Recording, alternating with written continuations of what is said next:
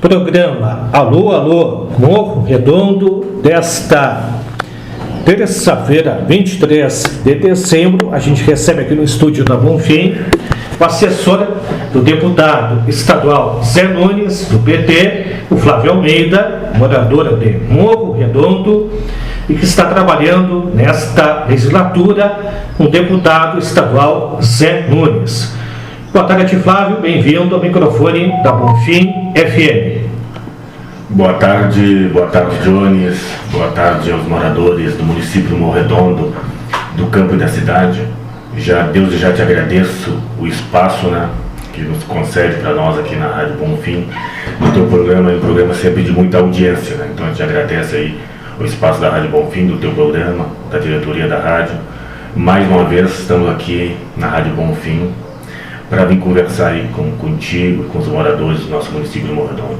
Isso a gente já faz todos os anos, vim aqui conversar aqui com os moradores. E como bem tu falou aí, hoje eu trabalhando junto com o deputado estadual Zé Nunes. É uma alegria grande estar aqui na Rádio Bonfim. Mais uma vez, no fim do ano, vim conversar aí contigo e com os moradores do nosso município. Lembrando, Flávio, quanto tempo faz que você já está trabalhando com o Zé Nunes como assessor? Nós começamos o trabalho com o Zé Nunes ali no fim do mês de maio, Nós começamos a trabalhar com ele.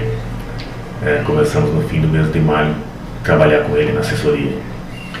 Então foi recente, foi neste ano, então, praticamente em torno de 6 meses, então, 7 meses por aí, que você está atuando. E esse trabalho com o Zé Nunes, claro, você é ligado ao Partido dos Trabalhadores, mas como é que surgiu essa possibilidade de trabalhar com o Zé Nunes? Pois bem, Jones, eu antes trabalhei ali, nesse ano eu tive um trabalho junto com a deputada Reginete, que ela era suplente, como o Paulo Pimenta foi sendo ministro do governo federal, do governo Lula. Aí a Regina tinha me chamado para trabalhar com ela. Eu trabalhei aproximadamente ali 3 meses, E aí depois, com a volta do Pimenta para deputada, a Regina saiu. E aí depois disso eu recebi o convite, do deputado Zé Nunes, para compor a equipe dele, para trabalhar com ele. Então, e estamos aí nesse trabalho aí na região sul, aí, no estado do Rio Grande do Sul, aí, contribuindo para o mandato do deputado Zé Nunes. E esse trabalho que você tem feito, aí você atua aqui na região sul ou também tem outras áreas próximas à região sul do estado que você também tem que assessorar o deputado Zé Nunes?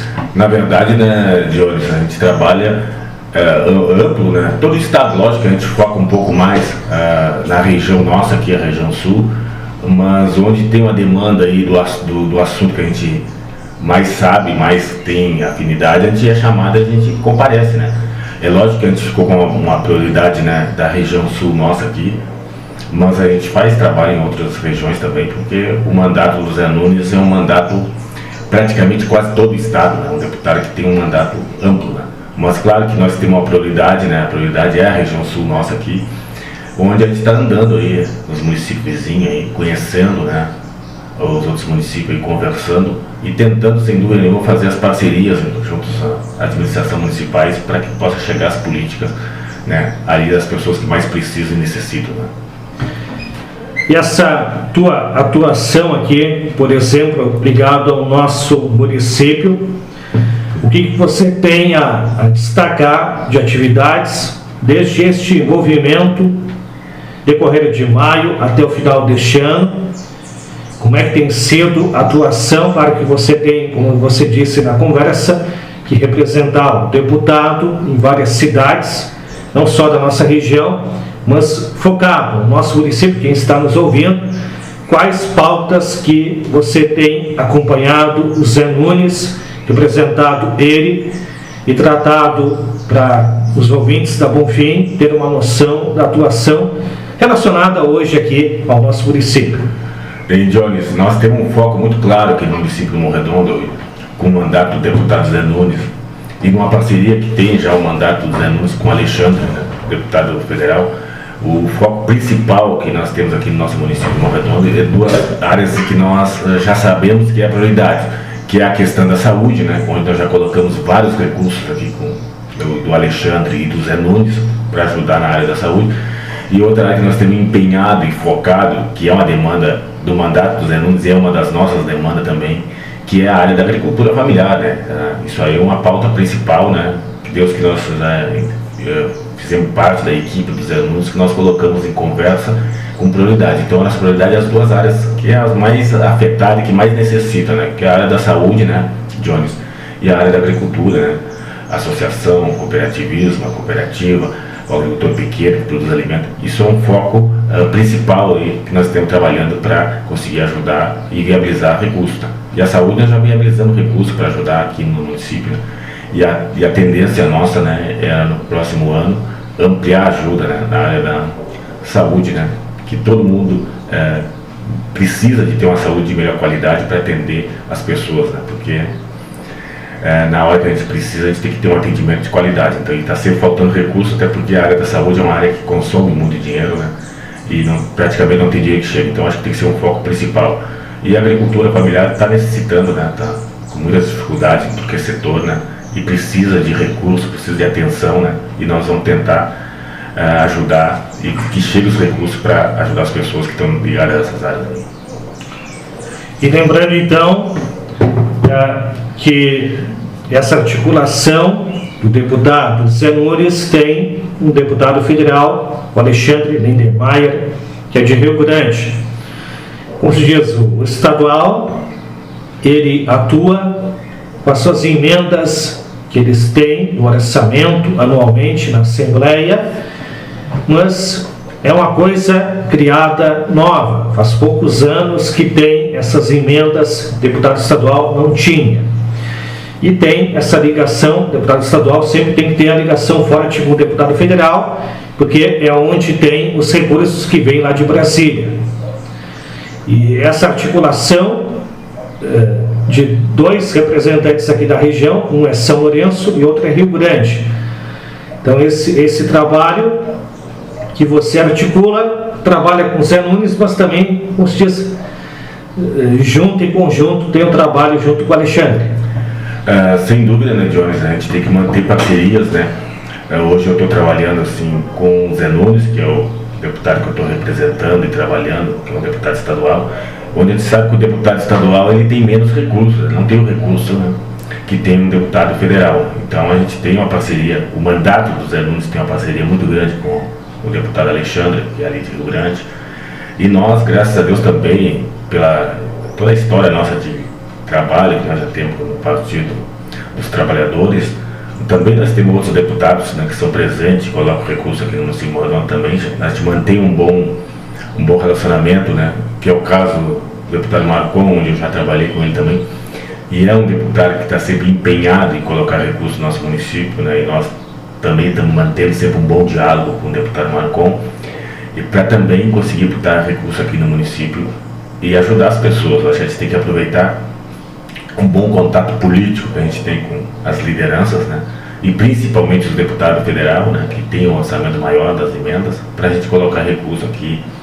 no nosso município para ajudar a comunidade, né. Acho que todo recurso que é bem-vindo, né, acho que, e todo mundo que tem contato com as lideranças, independente de qualquer partido que for, mas tem que correr atrás e buscar recursos para ajudar a comunidade. Como nós temos um contato bom, né, temos as nossas lideranças que têm comprometimento com o município, nós temos buscando recursos e viabilizando recursos para ajudar a nossa comunidade que tanto precisa, que tanto necessita, em áreas essenciais, né, que é a área da saúde, a agricultura familiar, são áreas que a gente tem que ter um cuidado especial, porque é uma área que precisa de recursos para ajudar a comunidade. E nós temos essa luta aí, Jones, constantemente, usando, né, o nosso contato que a gente tem com as nossas lideranças para tentar ajudar o nosso município. Temos também o senador Paim, que é um grande companheiro nosso, já colocamos recursos volumosos para ajudar o município e assim por diante.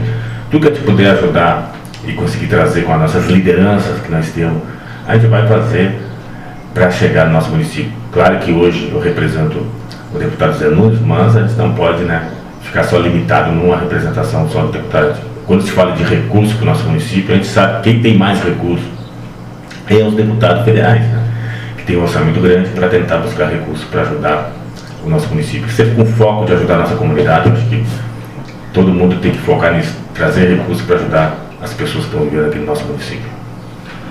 E agora, de momento, tem algum recurso aí que está sendo tratado aí, junto com o Zé Nunes, com o Alexandre, para o município?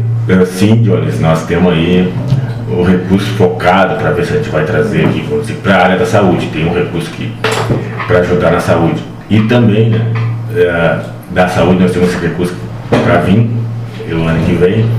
E também nós temos um recurso aí do deputado Alexandre para a gente tentar colocar no PA. Então tem um recurso aí que a gente está querendo colocar no PA.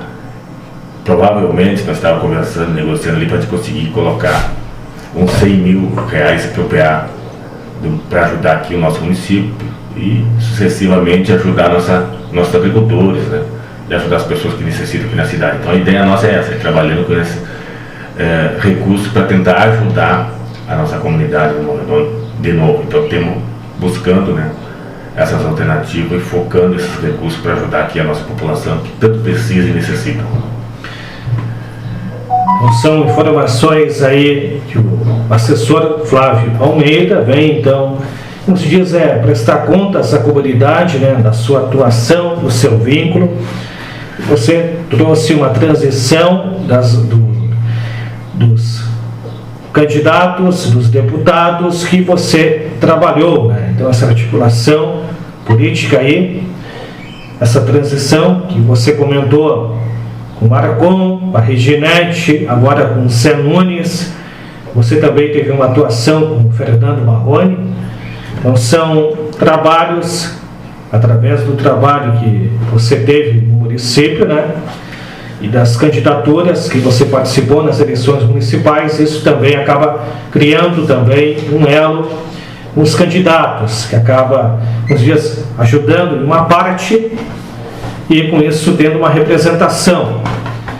E a gente sabe que o ano que vem é um ano mais curto, porque é o ano das eleições a nível nacional e estado. E a gente vê o cenário que pode acontecer muitas mudanças ainda, mas certamente quem vai mudar de partido tem um prazo, né, tem uma janela, meados de março, 6 meses antes, já tem muitos que estão mudando de partido, e a tendência é o Zé Nunes ir novamente à reeleição, pré-candidato a deputado estadual, e no caso, falando do Alexandre Lindemeyer, também ser o nome lançado a pré-candidato a deputado federal para mais um mandato. Flávio. Bem, Jones, bem colocado a tua colocação que tu colocou aí.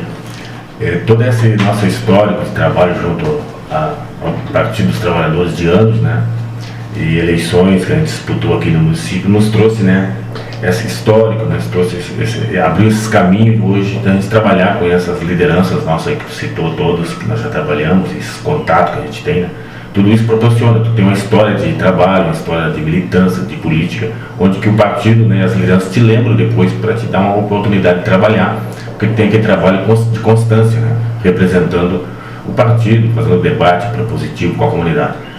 E se tratando aí da candidatura do Zé Nunes, a pré-candidatura do Zé Nunes, a pré-candidatura do Alexandre, sem dúvida nenhuma eles vão de novo, né, ser candidato, né, o Zé Nunes vai ser candidato a deputado estadual de novo, né, o Alexandre vai ser candidato a deputado federal de novo, né, então as conjunturas aí está se desenhando, né, vamos ter aí, já é o nosso pré-candidato, né, definido ao Senado, é o Paulo Pimenta, que é o nosso candidato do Senado. Ele vai ser candidato no lugar do Paim, isso já foi decidido, então o Paulo Pimenta é pré-candidato ao Senado, né, pelo PT. O nosso companheiro e amigo Edgar Preto é o nosso pré-candidato ao governo do Estado, então essas coisas já estão mais ou menos definidas aqui no nosso Estado. Já está mais ou menos alinhado. Só o que está faltando aí vai ser talvez, né, as parcerias, né, as conjunturas, na majoritária, como vai ser. Mas assim, os nomes já estão desenhados. E eu acho muito bom, né, principalmente para o governo do Estado e para o Senado já está definido isso, porque já tem um alinhamento, né, das candidaturas. Tu decidir uma candidatura em cima do laço, em cima do tempo, é mais complicado. Eu acho que aquela vez o companheiro Edgar Preto quase foi para o segundo turno, mas faltou pouco, 2.000 votos, que ficou a menos que o Eduardo Leite, mas a candidatura dele não foi bem construída com o tempo, foi decidida em cima do laço, então isso prejudica muito. E eu acredito que agora, nesse ano, é uma candidatura decidida com o tempo e bem trabalhada e bem organizada, nós poderemos ter um êxito, né, positivo, né, se ser bem trabalhado e bem articulado. Então eu estou gostando assim dessa conjuntura, né, que o partido está trabalhando no estado aí, muito positivo, né, com o tempo, organizando as candidaturas, eu acho, definindo, eu acho que tem que ter uma definição com o tempo para poder fazer um bom trabalho, uma boa articulação, e aí realmente tem uma chance maior de ter o êxito, né, da vitória, né? Acho que é importante isso aí. Eu acho que isso aí foi um ponto positivo. E a nível, né, de federal, né, o governo federal, né, o nosso presidente Lula vai à reeleição de novo, né, então acho que isso aí já está decidido, está definido, ele vai à reeleição, o presidente Lula. Então, mais ou menos está decidido já, assim, falta acertar, quem sabe, como vai ser a composição, mas assim, os nomes já, né, que estão definidos para ser candidato, como pré-candidato, já estão definidos aqui no Partido dos Trabalhadores. Isso é muito bom, isso é positivo. Você aproveitou e já trouxe um panorama, né, das definições do Partido dos Trabalhadores, com as suas pré-candidaturas, então. Falou do caso aqui do Zé Nunes, do Alexandre, também falou do Paulo Pimenta, no lugar do Paulo Paim, no Senado, Edgar Preto, que vai tentar mais uma vez, é o único nome, então, postulante ao governo do Estado, pré-candidato, não teria outro nome dentro do PT, ou é só ele? Está decidido já? O PT já bateu o martelo, né, já está decidido. O nosso candidato, o nosso pré-candidato ao governo do Estado é o nosso companheiro Edgar Preto, está decidido, né? O que está sendo discutido e analisado é quem vai ser a composição, mas ele é o nosso pré-candidato ao governo do Estado, isso já está decidido. É igual na questão do Paulo Pimenta, o Paulo Pimenta é o nosso pré-candidato ao Senado, isso já está decidido, né? Então essas questões aí já estão decididas, então isso é bom, né, Jonas? Porque tu já está definido. Aí, claro, vamos trabalhar como vai ser a composição, né? Quais alianças que vai ter, quais partidos vai compor. Isso é claro que vai ser um debate até, quem sabe, né, o dia de escrever a chapa, mas o nome do Edgar é o nosso candidato, o nosso pré-candidato a governador, e o nome do Paulo Pimenta é o nosso pré-candidato ao Senado pelo PT. Então, importante essa fala, né, que praticamente os rumos sendo definidos, aí vai depender de quem serão os partidos que vão estar juntos na questão do Estado e a nível federal. Mas são questões que... O que você observa que é relevante para que o Edgar Preto consiga um êxito de chegar no segundo turno do Estado, porque é uma eleição de governador que dificilmente se decide no primeiro turno, porque tem vários partidos e depois acaba se dividindo muito, e agora também está tendo muitas alterações também, mudanças também. O próprio governador já foi, como se diz, encerrando agora 2 mandatos de reeleição, tem alterações no cenário também, dentro do partido, o governador também trocou de partido, então tem várias tendências. E qual outro partido que se vê na possibilidade de estar junto? O Edgar Preto aqui no Estado, seria só os partidos de esquerda ou também outros partidos centrais? Pode também ter a possibilidade, ou a gente vê que acontece no país, é direita, esquerda, e então o que se vê nesse cenário?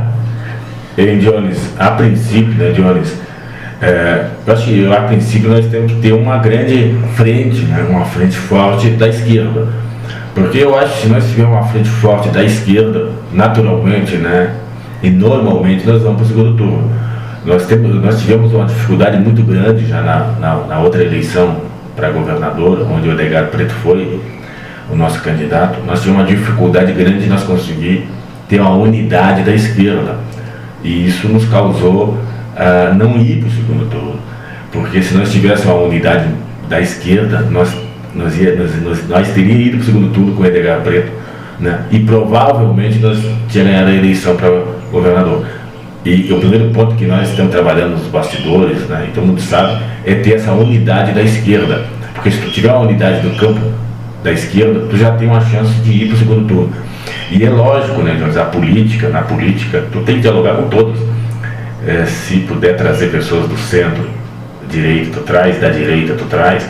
Deus que tu abre um diálogo, tu tem que dialogar com todos. Mas o Edgar é um cara do diálogo, ele está dialogando com pessoas do centro-direita, ele está trazendo um diálogo, porque ele é um cara de muito diálogo, né? O Edgar tem essa capacidade de dialogar e eu acho que isso tem que acontecer.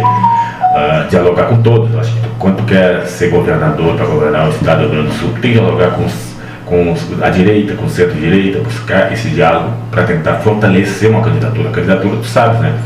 Quanto mais aliança tu tiver e mais conversa tu tiver com pessoas que pensam diferente, em campos políticos diferentes, tu consegue fortalecer. E o Edgar é um cara de diálogo, né? Ele está fazendo isso, ele está construindo. Por isso que eu acho que eu estou bem animado nesse sentido aí, porque ele está conseguindo fazer esse diálogo e é um cara de diálogo, né? O Edgar tem esse potencial. E é lógico que tem campos políticos que tu não vai conseguir dialogar, até porque são adversários históricos. Se tu pegar a direita radical, né? A direita radical jamais vai ter uma aliança com a esquerda, porque eles são muito radicais. Mas o centro-direita e a direita já fizemos parceria no passado, e dá para conversar e dá para fazer parceria, porque são pessoas, né, abertas ao diálogo. Então eu acho que dá para construir, e o Edgar tem essa capacidade. Então isso me anima muito, porque o Edgar tem essa capacidade de dialogar com diversos segmentos políticos diferentes do nosso campo. E a questão de nível nacional, na tua opinião, essa questão do Lula e do Geraldo Alckmin, a tendência seria uma possibilidade de manter essa dobradinha, uma pré-candidatura para a reeleição, ou também está surgindo mais algum nome junto? E a questão, se não tivesse o Lula, qual nome seria para ser pré-candidato? Porque a eleição passada foi bem acirrada. E depois da eleição ainda segue, né? Então a gente vê que tanto o partido do Lula e do Bolsonaro são os dois partidos mais fortes no país. E a disputa, que a mídia fala, e as pesquisas, o pessoal fala que o cenário é este, que os outros candidatos dificilmente chegarão à vitória. Mas o panorama que se vê do cenário. Pois bem, Jones, a princípio, Jones, tu sabe que a política ela é muito dinâmica, a política ela é uma coisa que muda muito. Na questão ali de presidente, o que está se colocar nos bastidores, né, é para se manter, né, o Lula e o Alckmin. Mas também tem uma possibilidade, né, do Alckmin não ser o vice dele e ter uma composição de um partido do centro-direita para compor a chapa com o Lula. Tem essa possibilidade. Aí, provavelmente, o Alckmin poderia ser o candidato a governador em São Paulo. Essa é uma possibilidade, né? Mas eu creio, né, se tu olhar assim, e que eu sempre falo na política, né, independente se é do nosso partido ou não é, eu sempre digo, o time que está ganhando não se mexe.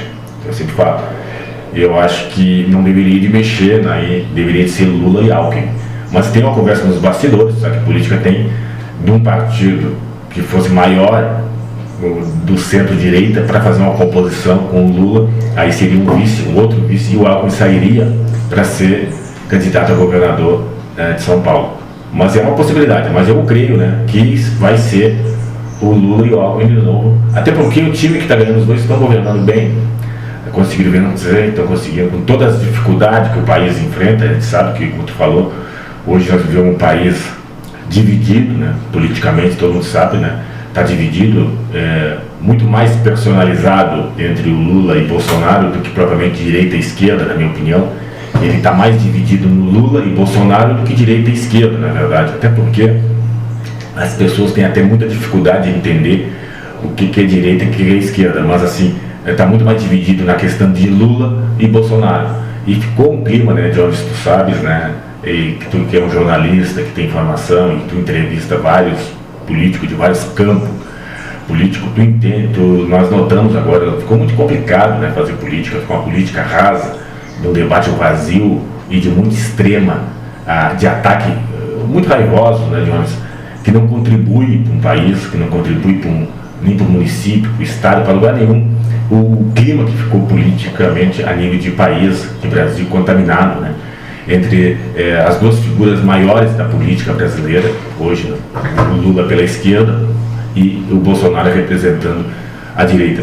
Até nem digo que o Bolsonaro representa a direita, eu acho que o Bolsonaro representa o radicalismo, né, da extrema direita, mas enfim, os dois nomes que ficam aí, e as pessoas perderam, né, não todos, mas uma parte das pessoas, né, perderam o bom senso, o que é política, o que é debate, e vão com uma disputa mais assim, de raiva e de ódio. Isso não contribui, né? A política não pode ser assim, a política tem que ter uma disputa no campo de ideias, de defender ideias, que é importante ter, mas não nesse sentido de violência, de raiva, que matar um ou outro, isso não funciona. Infelizmente, nosso país ficou assim, né, Jones?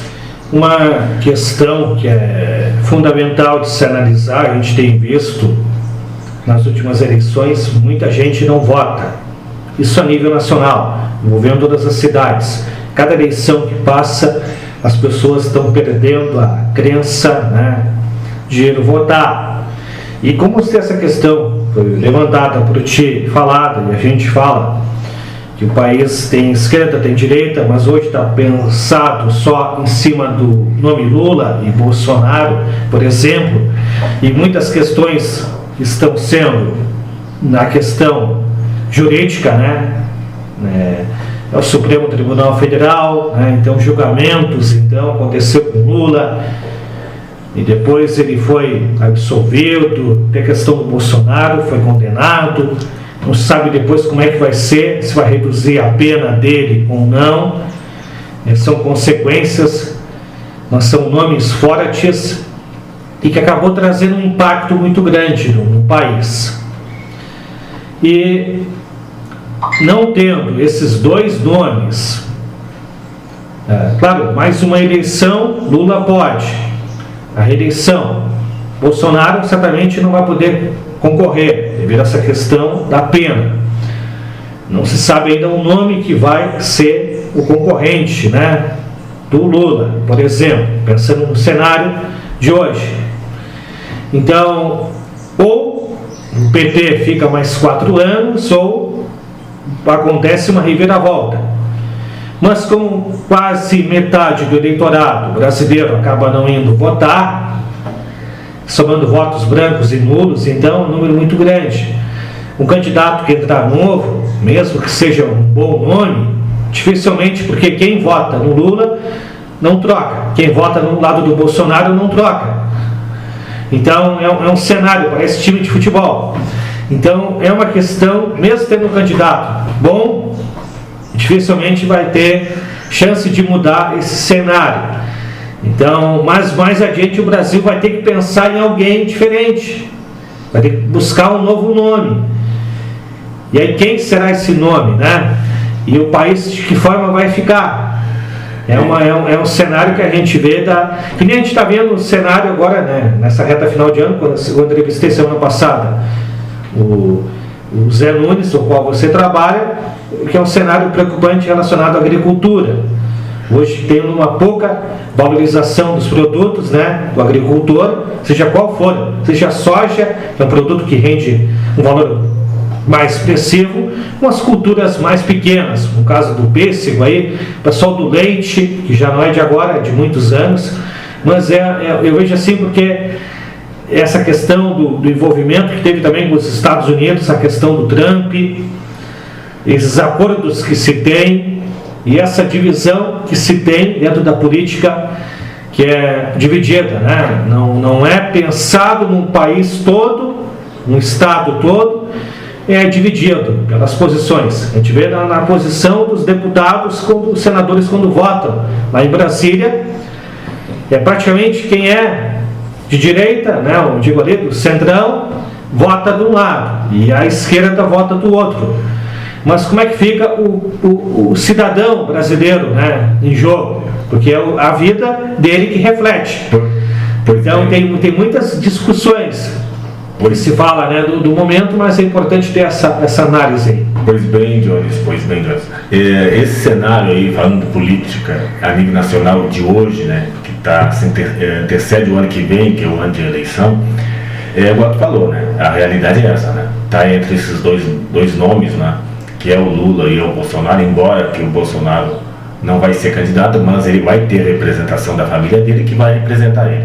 Então isso já está apostado, né? A disputa vai ser aí entre essas duas forças políticas, que são as duas maiores forças políticas que tem no Brasil hoje. Igual tu falou, pode vir um candidato bom, com um nome bom, com um projeto bom, mas muito, muito difícil esse candidato conseguir avançar e ir para o segundo turno com um desses dois nomes que nós estamos falando aí. Porque a política ficou assim, ela ficou nessa disputa entre essas duas forças políticas. E eu não vejo, né, nesse momento, por ano que vem, nessa disputa, ter alguém que vai conseguir furar esse bloqueio, porque ficou realmente duas forças políticas que estão entre essas duas. E lembrando que aqui no estado temos um pré-candidato a presidente, Eduardo Leite. Claro que ainda também tem outros nomes também para chegar no consenso. E seja qual for dos outros partidos, por exemplo, hoje você coloca partido do Lula e do Bolsonaro, o Lula não vai se discutir outro nome. Ele é o candidato, um pré-candidato à reeleição, por exemplo. Não vai ter outro que vai embate com ele.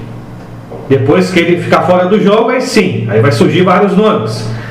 Assim é o caso do Bolsonaro. Mas com o Bolsonaro a tendência é não poder reverter essa situação, o que ele falar vai pesar e muito. Então, outros candidatos, seja qual for o partido, aí Rio Grande do Sul indica, Paraná, Santa Catarina, por exemplo, aí tem que concorrer com alguém de Minas Gerais, lá de São Paulo, do Rio, ou lá de cima, né? Então, é diferente. Vai ter que ter um consenso, vai ter que ter votação. Eduardo Leite, na outra eleição, também já queria concorrer, mas não conseguiu. Tinha aquela questão lá, pesa muito São Paulo, né? O eixo Rio-São Paulo pesa muito Minas Gerais. Então, é uma situação bem complicada. Exatamente, Jones. É o que tu falou aí, tem nomes bons fora os dois, né, de políticos jovens que estão surgindo, dos dois campos políticos que tem, mas no momento não vai ter força, né, para conseguir furar essas disputas entre essas duas forças políticas, né? E tudo indica, né, que o Bolsonaro já vai colocar o filho dele, já é pré-candidato. Então, a política ficou aí entre essas duas forças políticas, né? Isso aí não tenho dúvida. Que na verdade, né, ficou a nível nacional, né? E creio que nessa eleição não vai sair dessa, vai ficar entre essas duas forças políticas.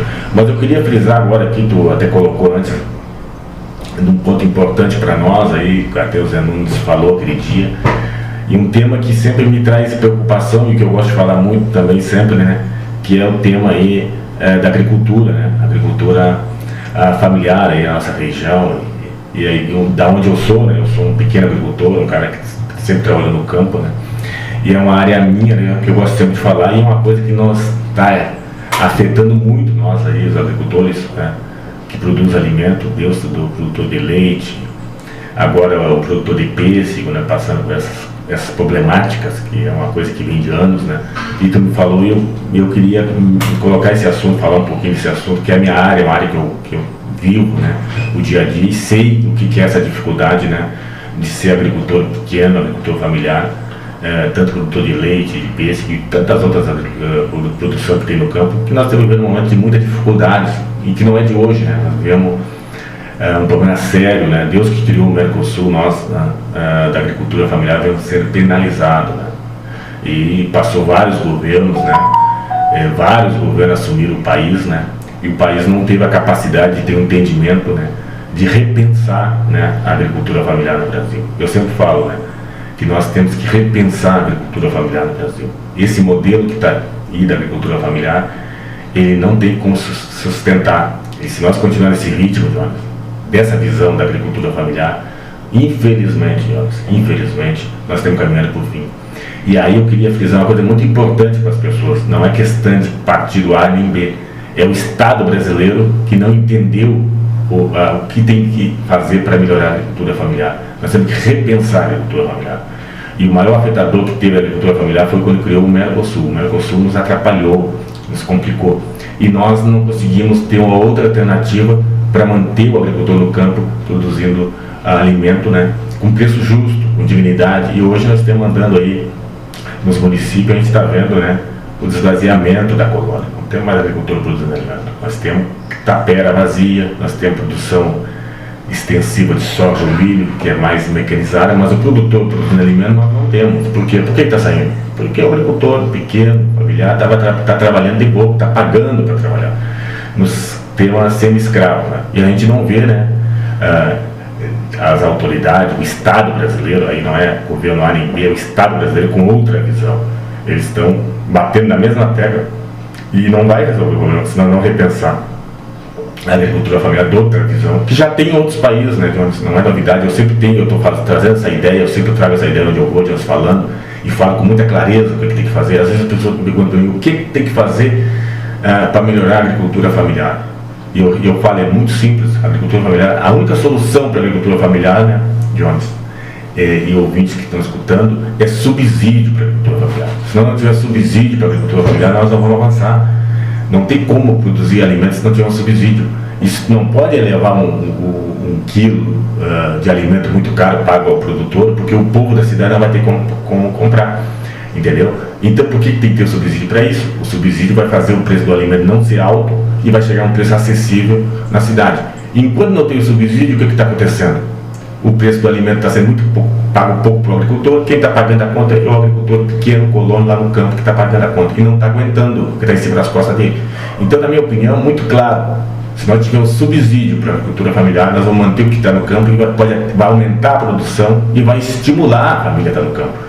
Mas esse assunto pouco é falado. Eu sou voz vencida quando eu falo, mas eu falo sempre, né, que a agricultura familiar tem que ter subsídio. Se não tiver subsídio, ela vai acabar sendo extinguida do campo, porque não tiver subsídio. Isso aí não é uma ideia do Flávio, não é o Flávio que está trazendo essa novidade. Em outros países, só para pesquisar, tu vai ver que tem países que tem subsídio. Noruega, Suíça, Islândia, vários países têm subsídio, que chegam a 60% subsidiário para os agricultores produzir alimento.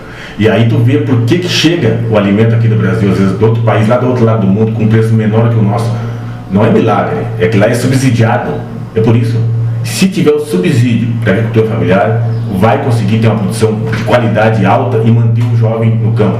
Porque hoje, se não tiver subsídio, não vai ter ninguém. E as pessoas, se tu viu alguém falar sobre isso, a gente não vê a pessoa falar sobre isso aí, Jones. A gente vê, às vezes, dependendo do político, quando vem fazer uma entrevista aqui na rádio, ou tu bota no teu programa, uma entrevista, a gente vê, às vezes, atirando para as costas do governo tal, governo A, ou B ou C, mas não discutindo com seriedade o problema que é. Porque se nós olharmos desde a República Nova, que foi criada no Brasil até agora, nenhum presidente conseguiu mudar a lógica da produção dos agricultores familiares do nosso país. Então, quer dizer, não é questão de partido político, é questão do Estado ter outra visão. E não adianta eu chegar aqui a tirar a culpa para o governo do Bolsonaro, ou os outros tirar a culpa para o governo Lula. O Estado brasileiro não está vendo e não está pensando na agricultura no que tem que ser. A gente tem que parar com esse jogo de siglas partidárias e repensar. E a solução, Jones, para a agricultura familiar é o subsídio. Em outros países já fizeram isso e deu certo, é o único caminho. Se não tiver subsídio, a gente não vai avançar. Tem algumas medidas que o governo está fazendo que vai ajudar, mas é momentâneo. Ele vai ajudar nesse momento, mas daqui a um tempo, passa um ano ou dois, nós vamos estar com os mesmos problemas aqui na nossa frente, porque não foi mexido no que tem que ser feito. Subsídio para a agricultura familiar não tem outro caminho.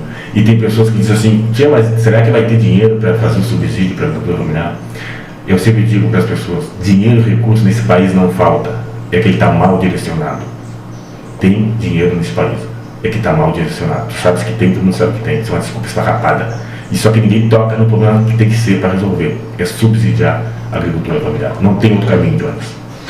É um cenário que a gente vê, né? A gente vê das últimas notícias, últimas informações, porque a gente sabe que as cidades, todas elas vão ir bem se a agricultura vai bem. E o agricultor investe muito, são muitos os gastos, e a gente sabe que, seja qual for o governo, necessitaria de uma valorização maior. De que forma o produto dar um lucro maior para o produtor, não só para quem está vendendo lá no final, que não teve o trabalho árduo do dia a dia, e ainda mais com o nosso clima destemperado, suscetível a uma estiagem, muita chuva, vendaval, granizo, né? Então, vários fatores que influenciam. Então, é uma questão que fica como reflexão. De que forma conseguir, isso interfere, não é só governo, né? É questão de envolvimento com o mercado global, envolvendo vários países, né? Claro que tal país tem os seus privilégios, e aí consegue uma valorização melhor, que nem a gente é influenciado sempre pelo dólar, e até hoje o real está muito pouco valorizado, cada vez pior, como se diz.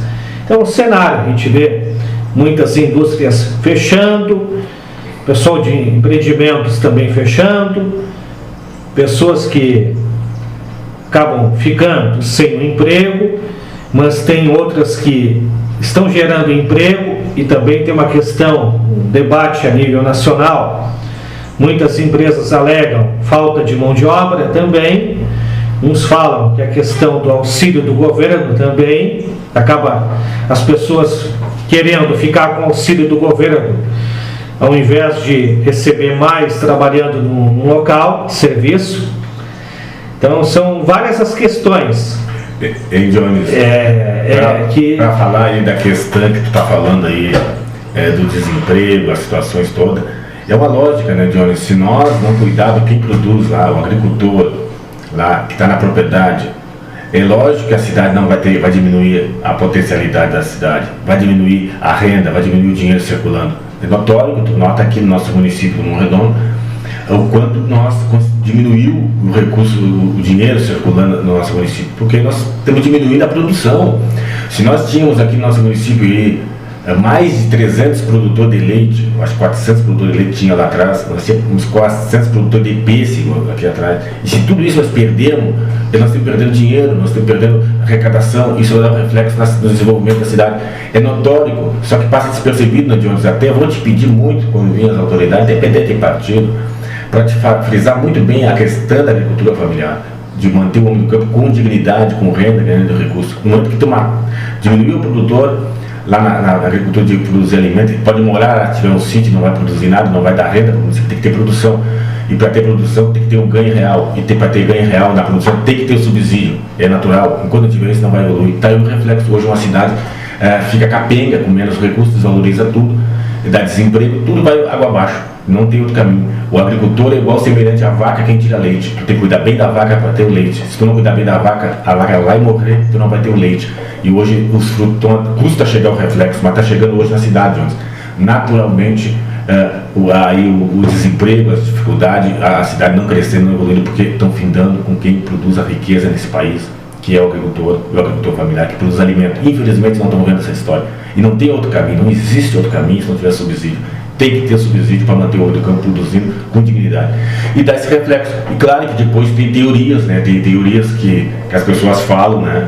Que eu vejo muito isso que tu citou aí, eu queria colocar, que é o tal do auxílio, né? Que é Bolsa Família, que as pessoas ganham, e uns batem em cima disso, dizendo que as pessoas não querem trabalhar por causa do Bolsa Família.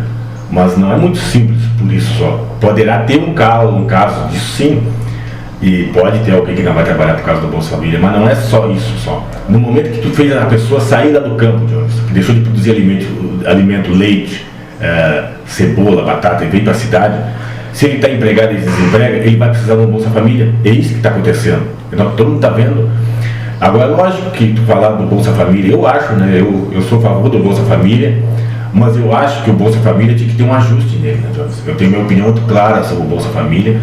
Eu acho que o Bolsa Família, o auxílio que o governo tinha que ter um ajuste, na minha opinião, e eu te digo como fazer esse ajuste, eu acho, na minha opinião, que muitos criticam o Bolsa Família, só que as pessoas nem têm noção como é que é o Bolsa Família. O Bolsa Família passa pelo um filtro muito específico do CRAS aqui no município. Aí eu vejo vezes pessoas falando comigo, às vezes assim, claro, tem pessoas que ganham o Bolsa Família e não merecem, não precisava ganhar. Mas esquece que o Bolsa Família passa pelo CRAS do município, entendeu, Jones? Não é só o governo federal que é culpado, porque tem o CRAS responsável aqui que faz o cadastro único. Todos os municípios têm, Jones. Então a gente é muito fácil de jogar a culpa no governo federal, no governo estadual, e esquecer das próprias atribuições do município.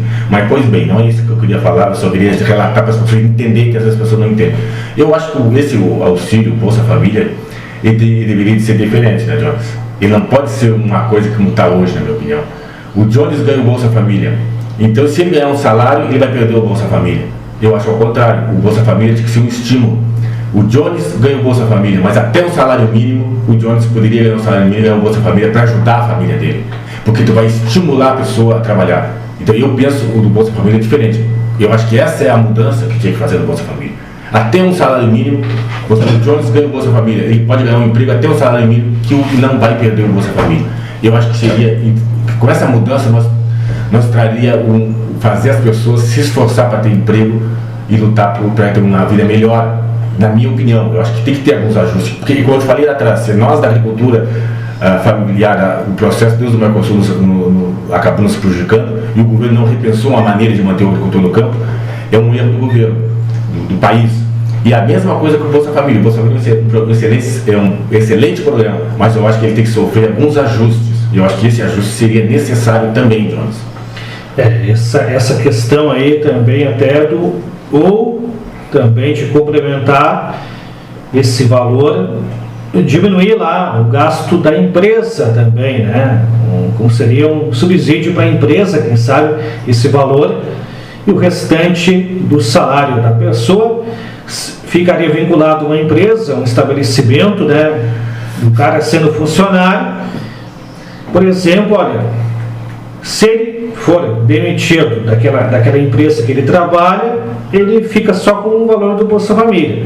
Mas se ele fica assim, garantido, daí tem uma garantia. A empresa tal me demite, mas eu fico vinculado ao Bolsa Família e a empresa ela gasta menos, complementa o salário, né, por exemplo, e ela tem que estar vinculada a um serviço, por exemplo. Isso tudo é alternativa, Jones, que tem que ser repensado para mudar o programa e ajustar. Porque baixar também o gasto de quem paga um funcionário também. É necessário alguns ajustes, né, Jones? Porque hoje a carga tributária, né, em cima de tu ter um empregado é muito alta. O gasto, né? É necessário ter alguns ajustes nos programas, Jones. Quando a coisa evolui, vai evoluindo, nós temos que ter. Nós temos que ter, temos que caminhar e ter ajustes. Nós não podemos ficar parado no tempo para ajustar as coisas. Até porque a gente sabe, né, quando lida em programa de governo, sempre tem as pessoas que tentam, né, burlar a lei para ganhar a lei. A gente sabe isso, então tem que ter alguns ajustes. Mas o que não pode acontecer, né, Jones, na minha opinião, é essa coisa assim, nós querer marginalizar todo mundo que ganha o Bolsa Família, como fosse um adversário nosso. Não é essa a questão. É muito mais complexo, é muito mais amplo. É lógico que tem alguns, né, que não estão, talvez não deveriam ganhar, mas estão burlando a lei, mas não estão condenar um programa. Acho que tem que ter ajustes, eu sempre falo. E tu bem sabes, né, Jones, que tem pessoas talvez, né, que não deveriam estar ganhando, mas ganha, mas aí não é culpa do programa, é os ajustes que tem que ser feito. Tu quer ver? É igual quando a gente fala em programa de habitação, Minha Casa Minha Vida, que é um programa extraordinário do governo federal, e outros programas que teve de habitação também já tiveram aí de outros governos. Às vezes a pessoa que é beneficiada de uma casa, ele ganha a casa, mas às vezes ele nem deveria de ganhar, ele é beneficiado. Vamos comentar em média, estou fazendo aqui, tem 50 casas para ganhar, talvez 5 ou 6 não deveria nem ter ganharam. Mas nós não podemos condenar um programa que traz 50 casas para as pessoas e tem 5 que foi, talvez, burlou a lei. Bom, isso é uma questão de ajuste. Então, vamos ajustar o programa, vamos ajustar as coisas, não condenar e botar todo mundo no mesmo saco, né, que não é esse o caminho. Só para encerrar então nossa entrevista aí, que eu agradecer os ouvintes que estão nos acompanhando, e são várias questões que é importante, fundamental a gente trazer à tona, porque são coisas que o pessoal comenta nas redes sociais, né? Muitas pessoas acabam comentando, né? É o cenário que a gente vive no país, então, no estado, na região. A dona Lídia Guides também comenta uma situação, claro que é preocupante, a gente está agora vivendo o momento da nossa safra do pêssego, né? E claro que o produtor espera sempre, como a safra passada foi um valor maior, que se mantesse pelo menos o mesmo valor e acabou baixando. E assim é com outras culturas, a gente vê que o leite estava valendo mais e agora está começando a baixar, e o pessoal está preocupado, porque às vezes quando vê, está começando a ficar no vermelho. O que tu gastou, tu tá ganhando.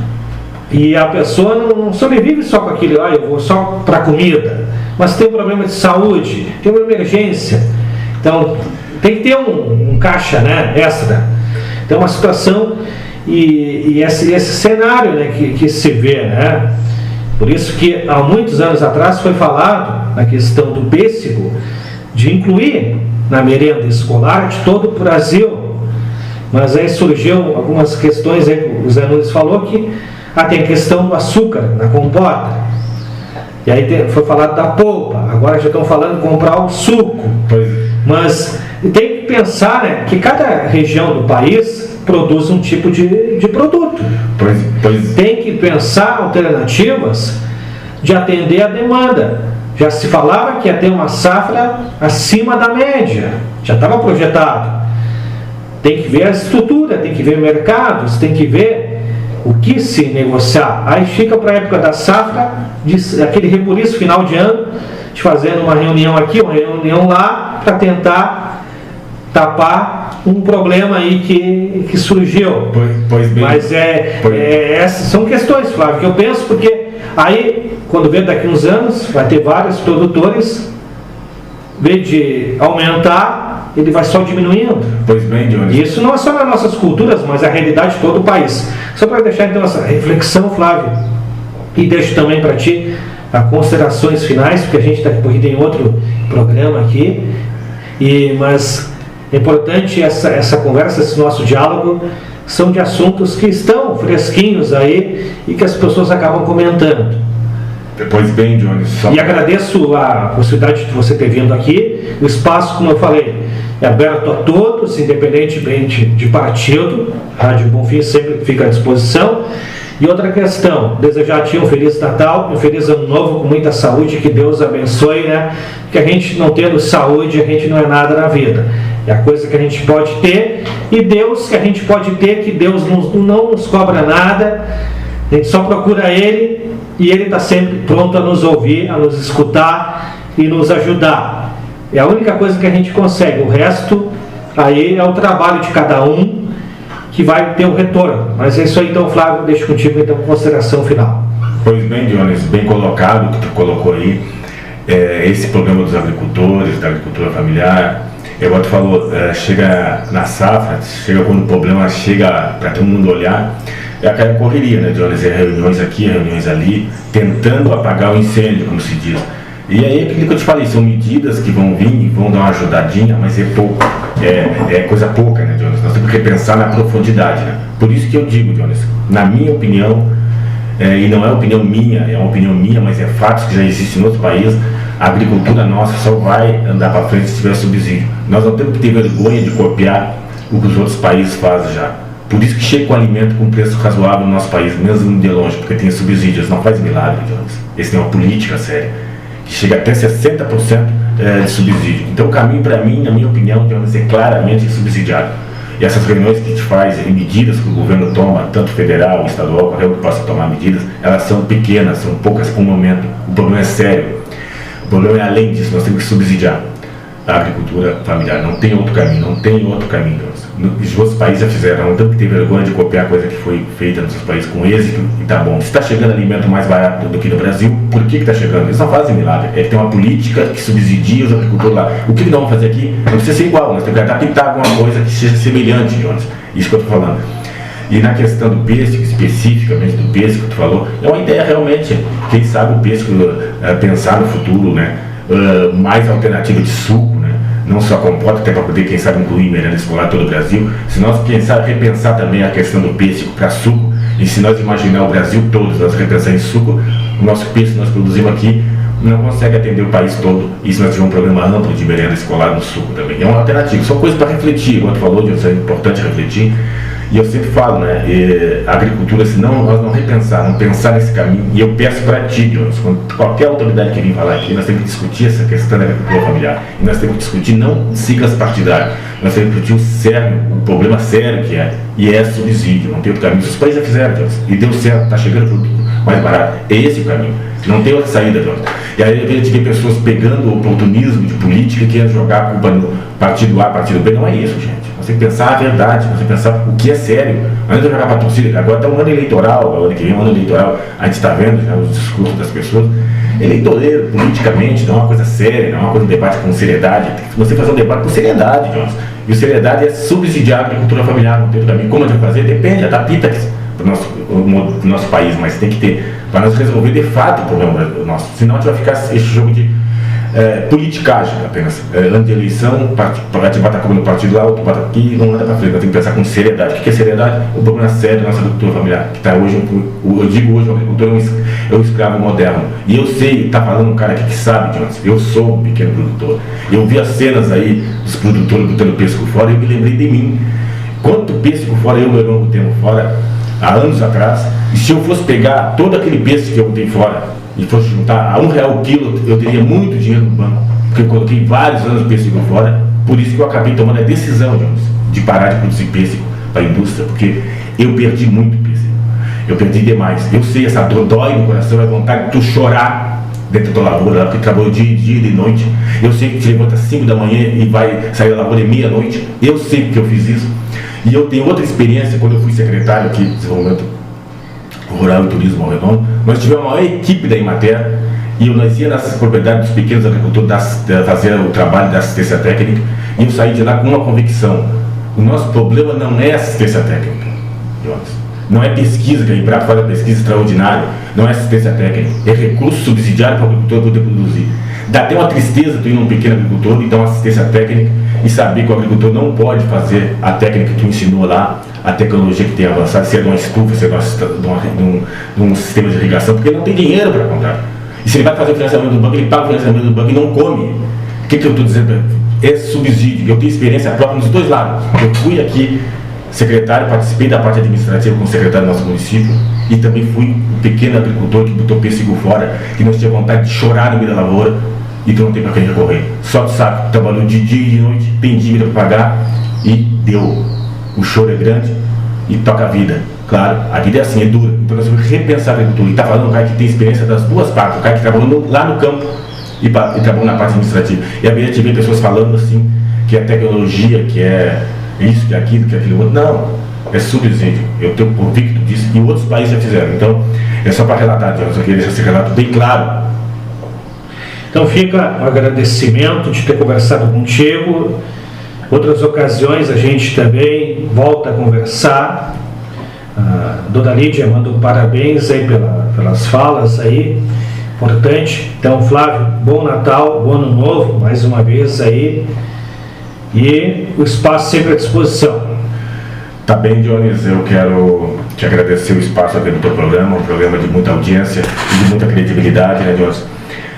Te agradecer aqui o teu espaço cedido, agradecer a toda a diretoria da Rádio Bonfim por esse espaço. Nós que sempre viemos aqui conversar contigo, conversar com os ouvintes, trazer sempre um recado, um apanhado de informações, e deixar assim para ti, Jones, um Feliz Natal, Feliz Ano Novo, tudo de bom para ti aí. E para todos os moradores do Morro Redondo também deixar um Feliz Natal, Feliz Ano Novo para todos nós, né? Que a gente possa ter muita saúde, né? Paz, que seja um ano de muita fé e esperança para todos nós, né? Que a gente consiga levar no nosso coração muito amor às pessoas. Nós precisamos desse momento, nesse tempo que nós vivemos aí, a nível de mundo, de país, de violência, de ódio, que a gente possa saber para as pessoas amor no coração de cada um, carinho, que nós precisamos disso, de paz e esperança de dias melhores. Tá bem, Jones? Muito obrigado.